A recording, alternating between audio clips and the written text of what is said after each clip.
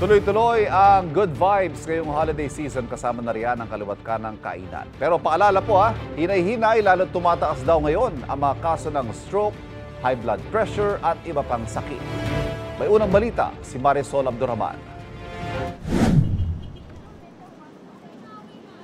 Ngayong holiday season, kabilang sa binabantayan sa mga ospital ang mga seasonal illness, gaya ng upper respiratory tract infection. Tumaas ang may ganyan dito sa Tondo Medical Center ng 25 to 30% kumpara nung nakaraang linggo. With the unstable weather, nagkakaroon talaga tayo ng uptick talaga ng mga upper respiratory tract infection.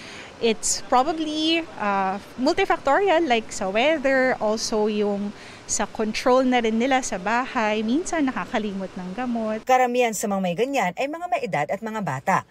Payo ni Doc, manatili na lang sa bahay kung hindi naman kinakailangang lumabas. Kung hindi raw maiwasan, magsuot ng mask at agad magpakonsulta sa doktor. Mahigpit ding binabantayan ang tumaas na lifestyle-related illness naman o yung tinatawag na holiday heart syndrome. Tumaas po, alarmingly, yung mga case ng stroke and hypertension and its complications. We also had some patients po na nagkaroon ng atake sa puso, around 40%. Compared po sa last week, ang mas nakababahala pa raw, may mga nai-stroke na nasa early 30s pa lang. Para makaiwas, lalo na ngayon may mga handaan pa at kainan, payo ni Doc, kumain at uminom lang ng tama. Umiwas sa mga matataba at maalat na pagkain at inumin ang mga maintenance medicine. Ito ang unang balita. Marisol Abdurrahman para sa GMA Integrated News.